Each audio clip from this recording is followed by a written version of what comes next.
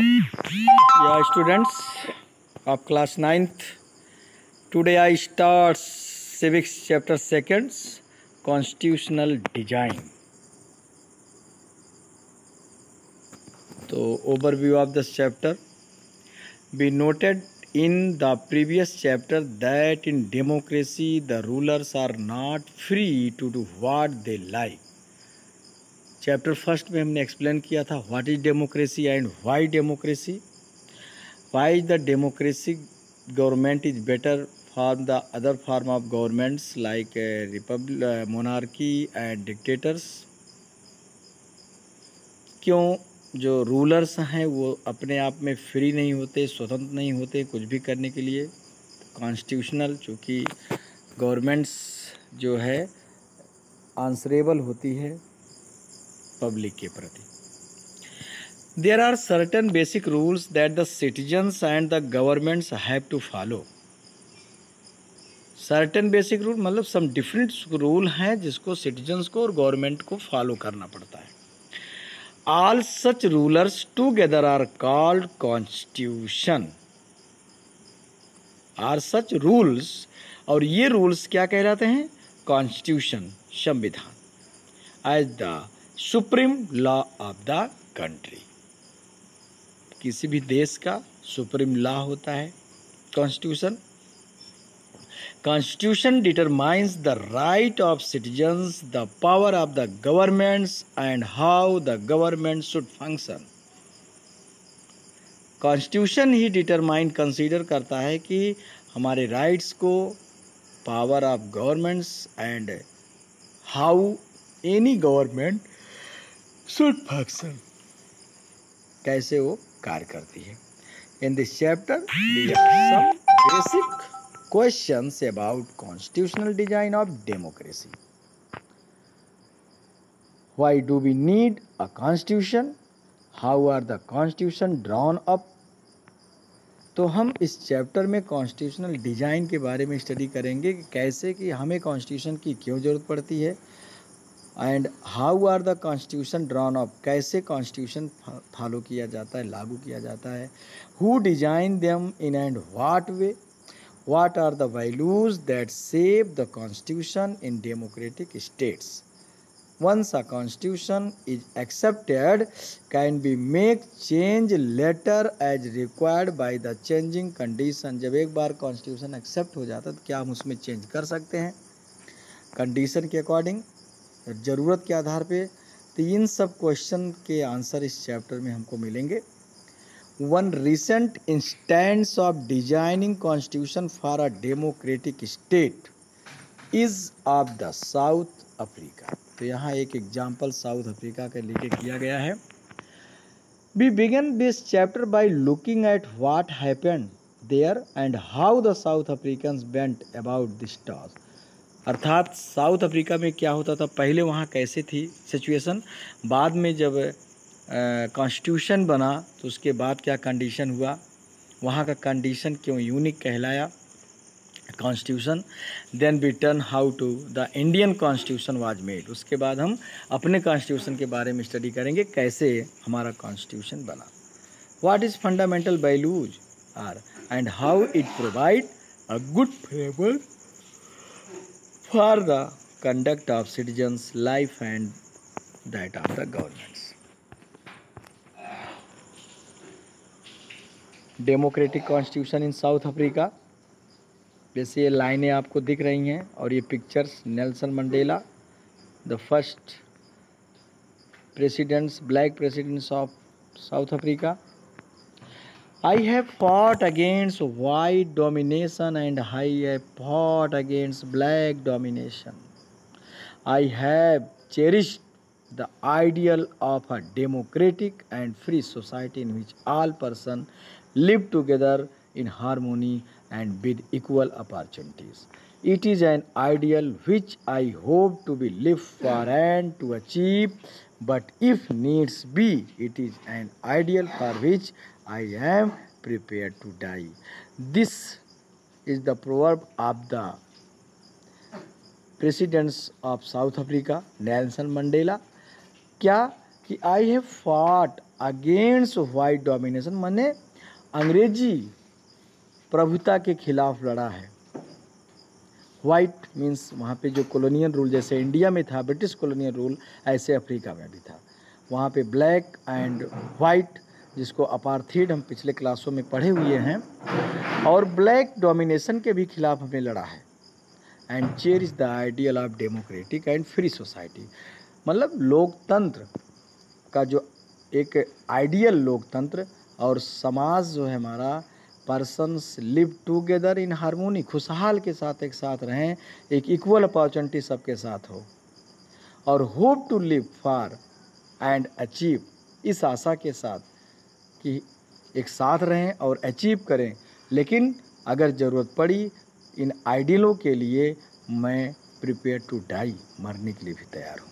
This was the Nelson Mandela being tried for treason by the white South African governments। तो ये Nelson Mandela के word हैं जिन्होंने white government के खिलाफ जो है आंदोलन किया था। He and 7 other leaders were sentenced to life imprisonment in 1964 for daring to oppose the apartheid regime in his country। वो और 7 और अफ्रीकन लीडर्स को सज़ा, उम्र कैद की सज़ा सुनाई गई थी 1964 में, जिन्होंने अपार्थीड के खिलाफ साहस उठाया था अंग्रेजी सरकार से लड़ने के लिए। Apartheid is a social discrimination in which discriminate negro means black against white। He spent the next 28 years in South Africa most dreaded prison Roben island. 28 साल वो अपने जीवन के अफ्रीका में एक ड्रेडन प्रिजन, मतलब एक सख्त कैद खाने में बिताया, जिसका नाम था रॉबेन आइलैंड। कड़ी से कड़ी सजा के साथ।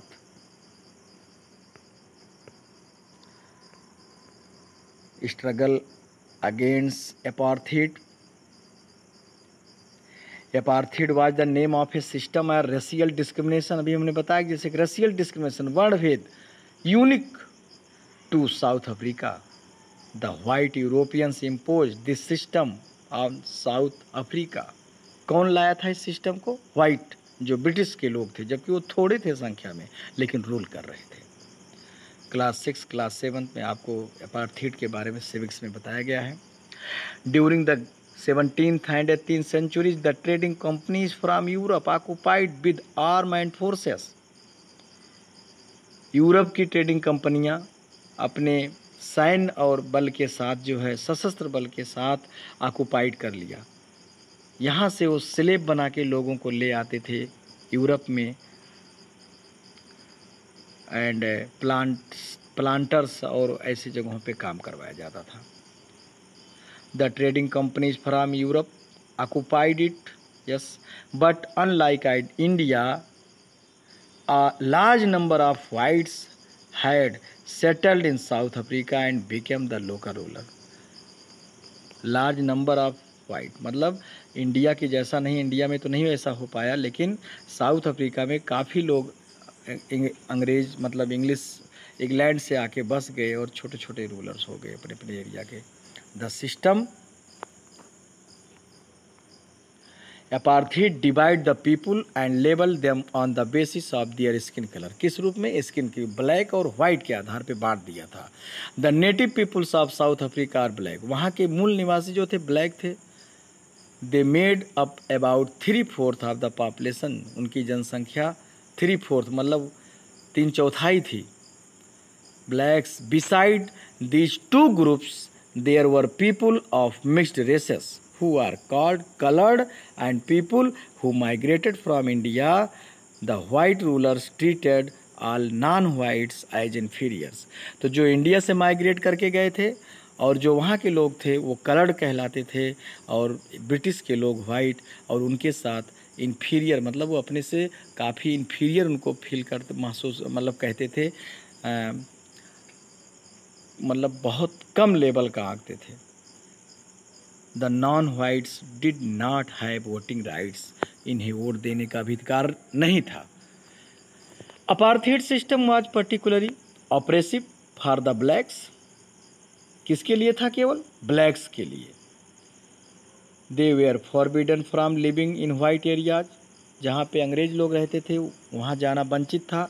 Could work in white areas only if they had permitted, केवल अनुमति होने पर ही वो ऐसे एरिया में काम कर सकते थे। Train, buses, taxis, hotel, hospital, schools, college, libraries, cinema halls, ऐसे सब जगहों पे बैन था उनका जाना जहाँ पे ब्रिटिश लोग जाते थे, रहते थे। ब्रिटिश के बच्चे जिस स्कूल में पढ़ते थे ऐसे स्कूलों में इनके बच्चे पढ़ नहीं सकते थे। Public toilets were all separate for the white and black, this was called segregation. Segregation मतलब सेपरेशन, एक तरह से अलगाव। They could not even visit the churches where the whites worship, जहाँ पे अंग्रेज लोग चर्च में पूजा करते थे वहाँ पे ब्लैक नहीं जा सकते थे। और no protest again the terrible treatments association, ना तो कोई संगठन बना सकते थे और ना ही उनके खिलाफ कोई संगठन बना सकते थे, विरोध प्रदर्शन कर सकते थे। Since 1950 the black coloured and Indian fought against the parties, 1950 के दौर में वहाँ के ब्लैक कलर और भारतीय जो है अपार्थाइड सिस्टम के खिलाफ लड़े। They launch protest, march and strike, धरना प्रदर्शन किया। African National Congress ANC was the umbrella organisation that led to struggle again. Indian National Congress की तर्ज पर ANC कांग्रेस वहाँ बना और अम्ब्रेला जैसे 7 कलर्स रेनबो कहते हैं, छाता की तरह, एक छाते के तहत, एक मतलब ये एक संगठन के तहत लोग वहाँ इकट्ठा होकर के उस सेग्रीगेशन पॉलिसीज के खिलाफ लड़े। This include many workers union and communist party, many sensitive white also join, बहुत से समझदार अंग्रेज भी उसमें ज्वाइन हुए। दे अपोज द अपार्थाइड, जैसे अपने यहाँ इंडिया में था A.O. ह्यूम ने बनाया था इंडियन नेशनल कांग्रेस, ऐसे वहाँ पर भी बहुत से लोग अंग्रेजी लीडर्स लोग भी जो है इसमें जुड़े क्योंकि वो अपार्थाइड के खिलाफ थे। And played a leading role in this struggle, और बढ़ चढ़ करके हिस्सा लिया। सेवरल कंट्रीज डिनाउंस अपार्थाइड, जबकि बहुत से देश उस समय अपार्थाइड को समाप्त कर चुके थे, अलीगल घोषित कर चुके थे। But the white racist government, जबकि लेकिन वाइट रेसिस्ट मतलब सफ़ेद वर्ण वाले जो सरकार के लोग थे उन्होंने इस चीज़ को कंटिन्यू जारी रखा और हजारों को टार्चर, किलिंग जैसे दंड दिए गए। Towards a new constitution, as protest and struggle against apartheid had increase, जब संघर्ष, धरना प्रदर्शन अपार्थाइड के खिलाफ बढ़ता गया, गवर्नमेंट रियलाइज, और गवर्नमेंट ने महसूस किया इस चीज़ को, they could no longer keep the black under their rule, कि अब वो ज़्यादा समय तक ब्लैक को अपने रूल में नहीं रह सकते हैं।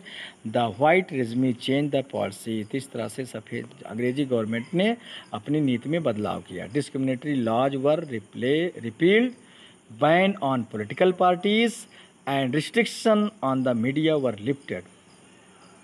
बैन पॉलिटिकल पार्टी पे जो बैन लगा था, मीडिया पे जो रिस्ट्रिक्शन लगी थी वो सब उठा लिए गए। आफ्टर 28 ऑफ इम्प्रिजमेंट, 28 साल के कैद के बाद नेल्सन मंडेला को जेल से फ्री किया गया।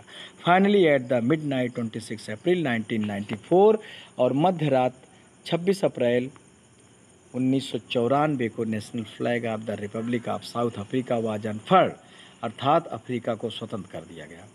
National flag of republic South Africa, वहाँ उनका झंडा फहराया गया।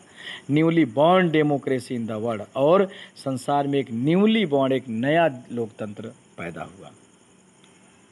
Apartheid government came to be end, और इस तरह से ऐसी गवर्नमेंट का एंड हुआ, paving way for the formation of multi racial government, और एक रास्ता दी मिला मल्टी रेशियल, बहु कलर्ड लोगों, सफ़ेद, अंग्रेज, काले लोगों ने मिला करके सरकार बनाने का। How did this come about, कैसे आया? लेट अस हियर मंडेला, अभी मंडेला के शब्दों में, the first president of this new South Africa, जो कि साउथ अफ्रीका के, नए साउथ अफ्रीका के पहले प्रेसिडेंट थे, उन्होंने लिखा है, कहा है, historical enemy succeed in negotiating a peaceful transition from apartheid to democracy exactly because we were prepared to accept the inherent capacity for goodness in the other. My wish is that South Africa never give up on the belief in goodness.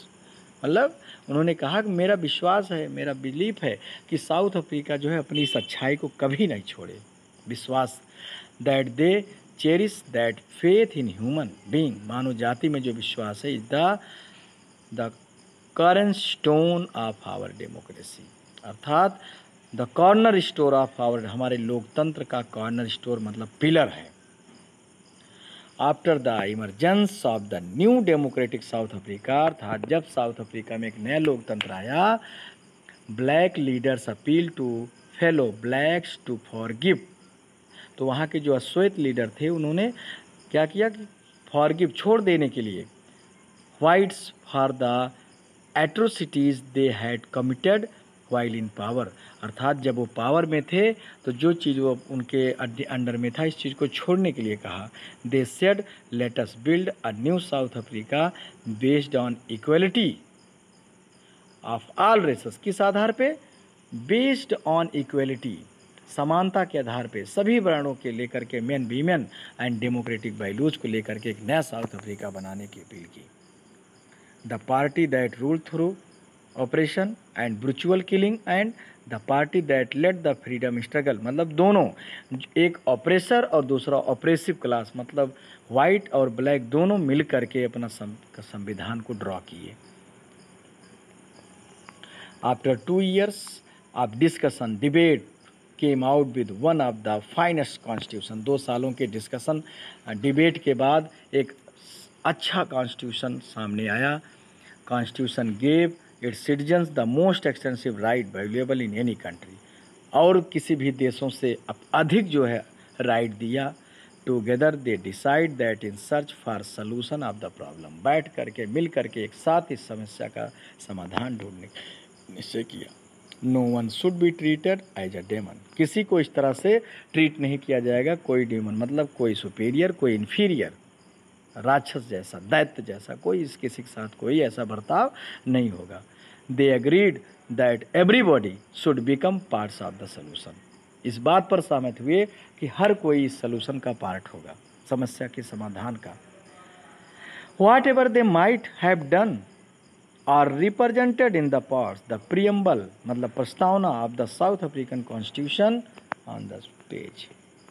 तो this is the preamble. The South African constitution inspires democratic all over the world, पूरे संसार के लोकतांत्रिक देशों को inspire किया, प्रभावित किया.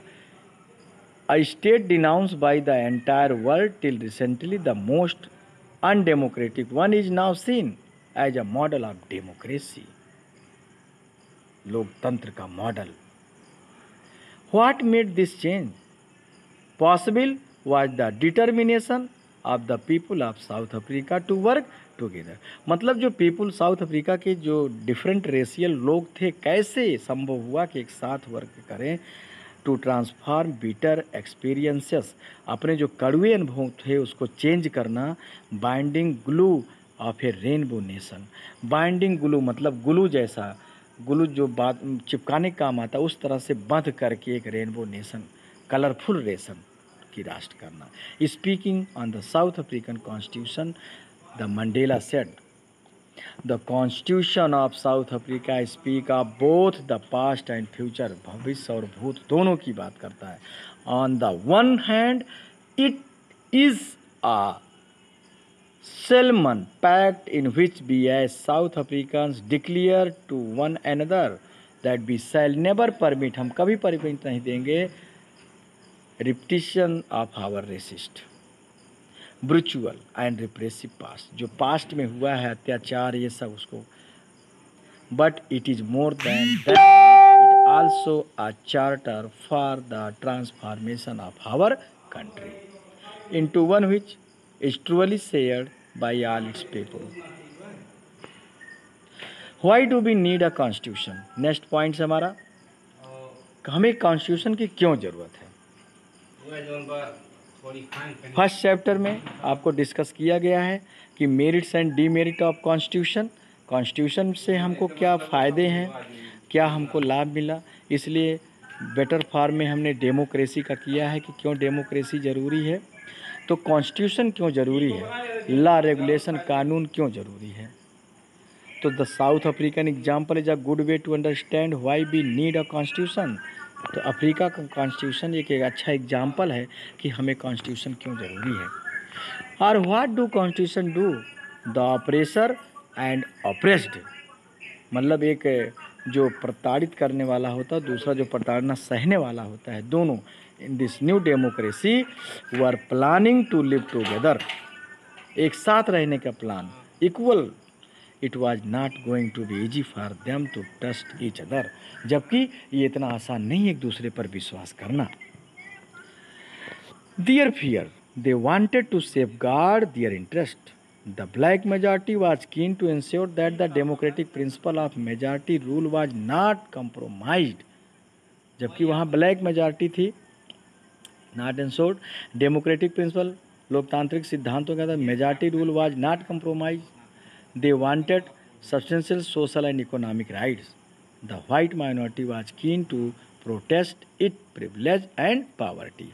जबकि व्हाइट माइनॉरिटी, कम संख्या में जो अंग्रेजी लोग थे, वो प्रोटेस्ट कर सकते थे इट्स प्रिविलेज, अपने अधिकारों के लिए, अपने प्रॉपर्टी के लिए। After long negotiation both parties agreed to a compromise. पहले काफ़ी समय तक दोनों के बीच मतभेदों का संघर्ष ये सब चला, लेकिन एक कंप्रोमाइज पर दोनों सहमत हुए, एक सहमति पर सहमत हुए कि the whites agreed to the principle of majority rule and that one person one vote, कि वाइट लोग इस बात पर सहमत हो मेजॉरिटी रूल पर कि वन पर्सन वन वोट, एक व्यक्ति का एक वोट होगा। They also agreed to accept some basic right for the poor and worker के लिए। Black agreed the majority rule would not be absolute. Black इस बात पर एग्री हुए कि मेजॉरिटी रूल ही सब कुछ नहीं होगा। They agreed that majority would not take away property, इस बात पर सहमत हुए कि मेजॉरिटी मतलब ब्लैक जो गवर्नमेंट होगी वो जो वाइट की प्रॉपर्टीज है उसको नहीं लेगी। The compromise was not easy. How was this compromise going to be implemented? और ये जो compromise था इतना easy नहीं था, ये कैसे implement हुआ? Even if they managed to the trust each other, एक दूसरे के विश्वास और उसको करने के लिए क्या किया गया? Constitution. The only way to be build and maintain trust in such situation is to write down some rule. इसके लिए क्या था कि एक लिखित नियम हो, लिखित समझौता हो, game that everyone would be abide by. These rules lay down how the rulers are to be chosen in future, कि कैसे रूलर को फ्यूचर में चुना जाए। These rules also determine what the elected governments are empowered to do and what they cannot do, अर्थात जो elected government होगी वो कैसे एम्पावर, मतलब पावर को क्या कर सकती है या क्या नहीं कर सकती है। Finally, these rules decide the right of the citizens. These rules will work only if the winner cannot change them very easily. This is that the South Africans did. They agreed on the some basic rule. They also agreed that these rules will be supreme. तो कुछ मूलभूत जो rules बनाए गए थे इस चीज़ पर सहमत हुए और इस पर भी सहमत हुए कि ये जो बेसिक रूल्स हैं कुछ सुप्रीम हैं, सर्वोच्च हैं, और उसी को कॉन्स्टिट्यूशन कहा गया, संविधान। Constitution making is not unique to South Africa. Every country has diverse group. हर देश, जैसे हमारे यहाँ खुद डाइवर्सिटी है, डिफरेंट ग्रुप के लोग हैं, ऐसे अफ्रीका में भी इतना आसान नहीं था। Been as bad that between the whites and blacks in South Africa, but all over the world people have differences, opinion and interest. Different opinion, different लोगों के विचार हैं, whether democratic or not. Most countries in the world need to have the basic rules. This applies not just to government, any association need to have its constitution, अर्थात केवल इस सरकार के लिए अप्लाई नहीं होता है कि कॉन्स्टिट्यूशन, जबकि किसी भी एसोसिएशन के लिए, कोई पॉलिटिकल पार्टी हुई या कुछ भी हुई, सबके लिए एक संविधान, एक रूल होता है। It could be a club in your area, a cooperative society और a political party. Thus, a constitution of a country is a set of written rules। क्या है ये? Set of written rule, underline कर लीजिएगा, that are accepted by all people living together in a country, जो कि देश में सभी लोग रहते हैं, सबके द्वारा एक्सेप्ट किया होता है ये। Constitution is the supreme law, determine the relationship among people living in territory and also the relationship between people and government. क्या होता है कि लोगों और सरकार के बीच में एक संबंध होता है। कॉन्स्टिट्यूशन सुप्रीम लॉ, एक सर्वोच्च लॉ होता है जो कि संबंधों, लोगों के डिफरेंट एरियाओं में रहने वाले लोगों के संबंधों को दर्शाता है। और constitution does many thing. Number 1, first it generate degree of trust. Number 1 trust and coordination, समन्वय। Second, specify how the government will be constituted, कैसे सरकार बनेगी। And who will have power to take his decision, किसके पास power होगा निर्णय लेने का। Third, it lays down limits on the power of the government, सरकार के पावर की लिमिट की सीमाओं को भी ये करता है, और rights of citizens. Fourth, express the aspirations of the people about creating a good society, एक समाज, एक अच्छे समाज के निर्माण के लिए लोगों को एस्पायर करता है। All countries that have constitution are not necessarily democratic, ऐसा नहीं कि सब देश जो जहाँ कॉन्स्टिट्यूशन हो डेमोक्रेटिक हो। कॉन्स्टिट्यूशन तो ज़रूरी है सब देशों के लिए, चाहे वो डेमोक्रेटिक हो या ना हो, बिना किसी रूल के कोई गवर्नमेंट नहीं चलती। But all countries that are democratic will have constitution, लेकिन जो भी कंट्रीज डेमोक्रेटिक हैं, जो भी लोकतांत्रिक सरकार है, वहाँ कॉन्स्टिट्यूशन है ही है, श्योर है।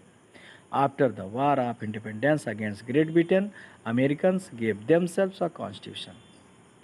After revolution, French people approved of democratic constitution. Since then, it has become a practice in all democracies to have a written constitution. Britain से वार के बाद अमेरिका में अपना संविधान हुआ, फ्रेंच रिवॉल्यूशन के बाद फ्रांस में संविधान हुआ, ऐसे ही सभी देशों में, और हमारे यहाँ खुद अपना एक संविधान हुआ। नेक्स्ट पॉइंट आ गया, the making of the Indian constitution, हमारा संविधान कैसे बना।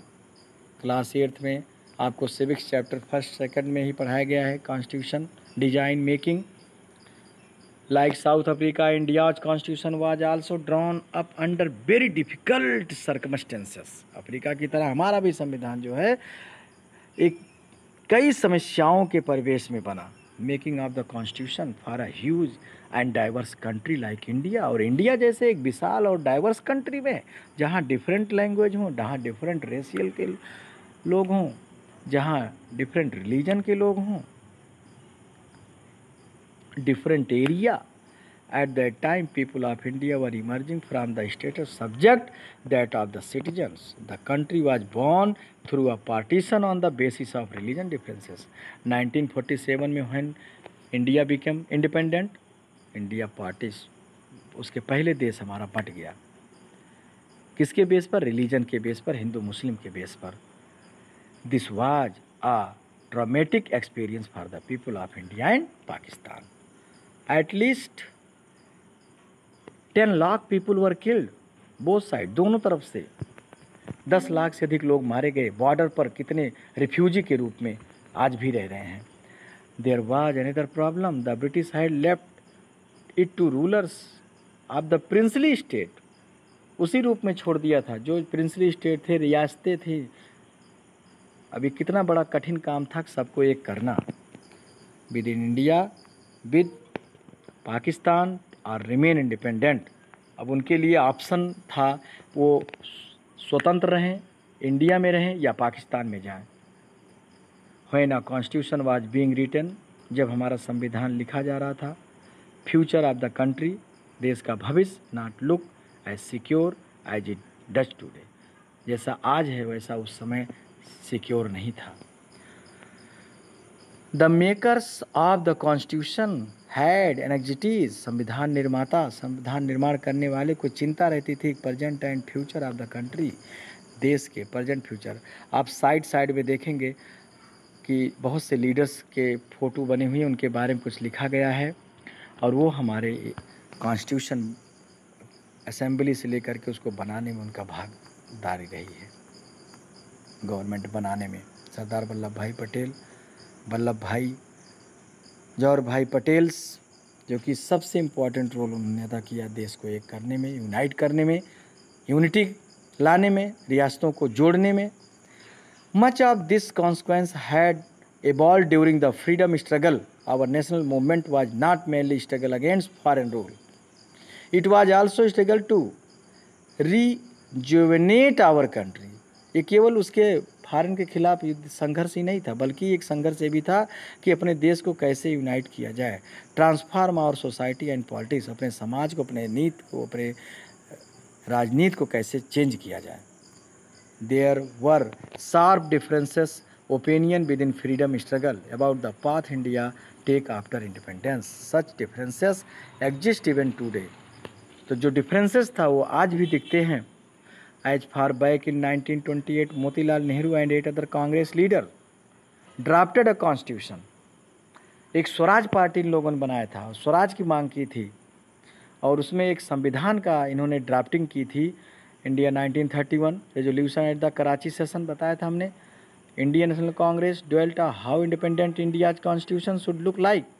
रावी के तट पर जब कांग्रेस संवेदन हुआ था, उसमें कि कैसे जो है संविधान का प्रारूप होना चाहिए, हमारा दिखना चाहिए स्वतंत्र भारत का, चर्चा हुई उस पर। Both these documents were committed inclusion of universal adult franchises, मतलब कि 1 पर्सन 1 वोट, एडल्ट पर्सन को वोट देने का अधिकार हो। इस आधार पे वो processing the rights of minorities in constitution of independent India, स्वतंत्र भारत में माइनॉरिटीज़ जो अल्पसंख्यक हैं उनके भी अधिकारों की रक्षा की जाए। Thus some basic values were accepted by all leaders. Constituent Assembly met deliberate on the Constitution. संविधान सभा का निर्माण किया गया। संविधान सभा जिसमें कुछ ही समय के लिए फर्स्ट प्रेसिडेंट सच्चिदानंद सिन्हा को बनाया गया, उसके बाद फिर डॉक्टर राजेंद्र प्रसाद को अस्थायी संविधान सभा के अध्यक्ष बना दिया गया। ड्राफ्टिंग कमेटी बनाई गई प्रारूप बनाने के लिए, उसमें 7-6 मेंबर थे, जिसका अध्यक्ष डॉक्टर B.R. अम्बेडकर को बनाया गया, और उन्होंने 2-2.5 महीने के अंदर में ही जो है संविधान का एक प्रारूप, एक लिखित ढांचा बना के दे दिया। और उसके बाद फिर रास बिहारी जो है रायजादा ने उसे लिखित रूप दिया, और हमारा संविधान जो है 2 वर्ष करीब 11 माह 18 दिन में बनकर तैयार हुआ। The British rule had given voting right only to few, उन्होंने कुछ लोगों को दिया था। On that basis of the British has introduced very weak legislature. Election were held in 1937, provincial and the minister all over the British India.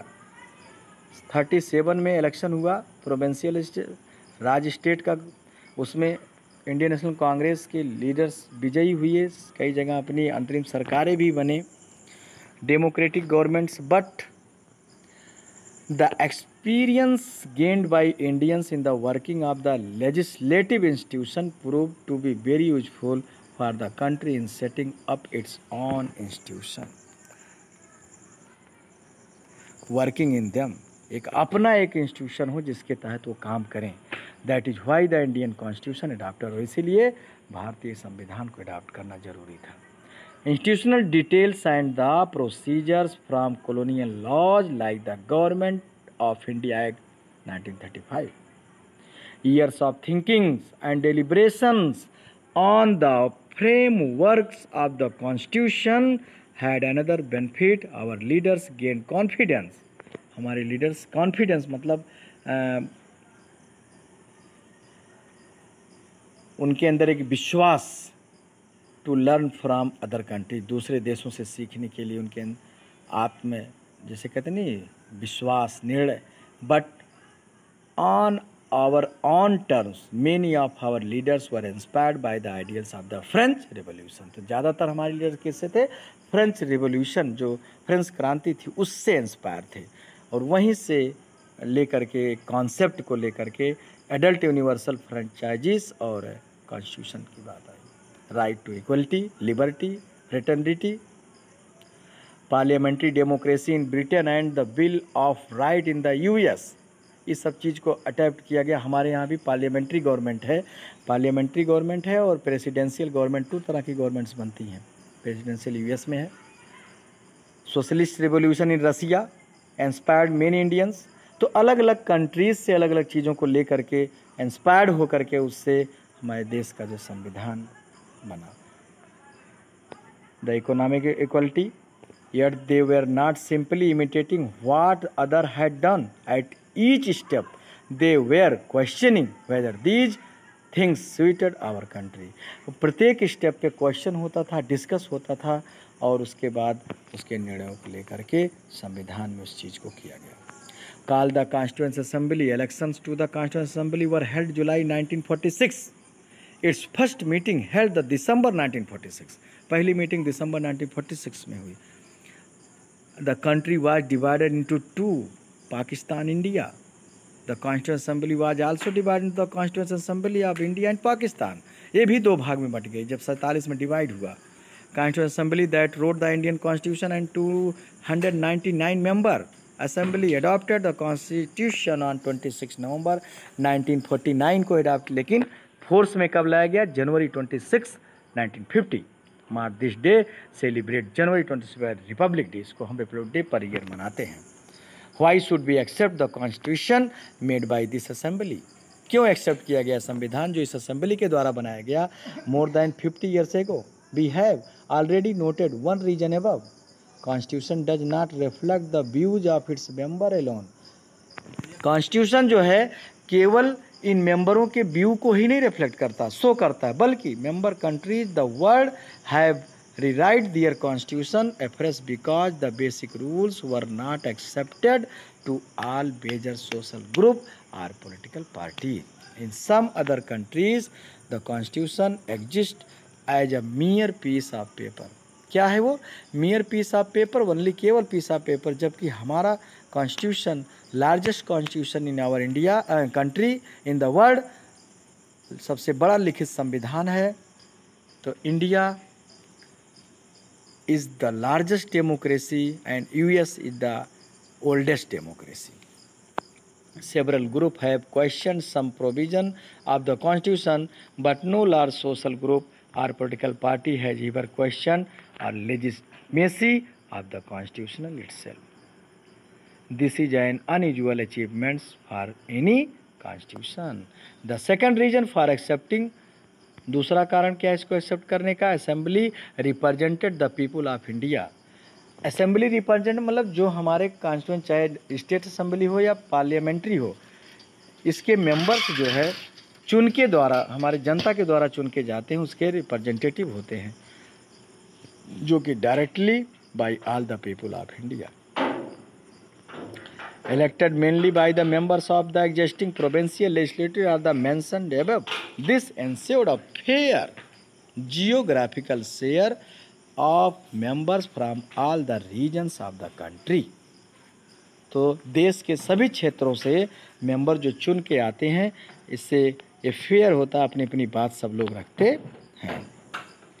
The assembly was dominated by the Indian National Congress, party that led India's freedom struggle. वही एक party थी उस समय, Indian National Congress, जो कि संघर्ष आज़ादी के समय थी, संघर्ष कर रही थी। But the Congress itself include a variety of political groups and opinion. Assembly had many members who did not agree with Congress. उसमें बहुत से मेंबर ऐसे थे जो कांग्रेस से एग्री नहीं थे। In social term too, assembly represented member from different language group, caste, classes, religion, occupation, हर ग्रुप से लोगों को लिया गया था। Universal adult franchises composition would not have been very different. Finally the manner in which the constituent assembly worked gives the sanctity to the constitution.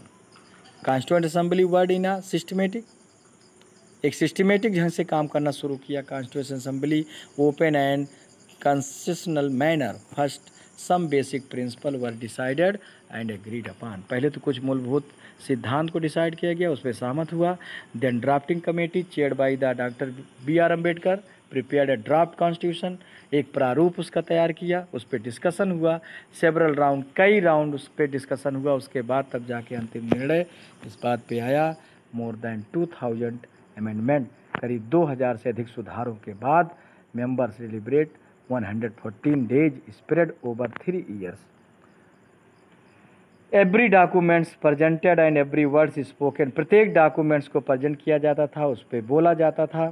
Constitution assembly has been records को record करती थी, preserve करती थी।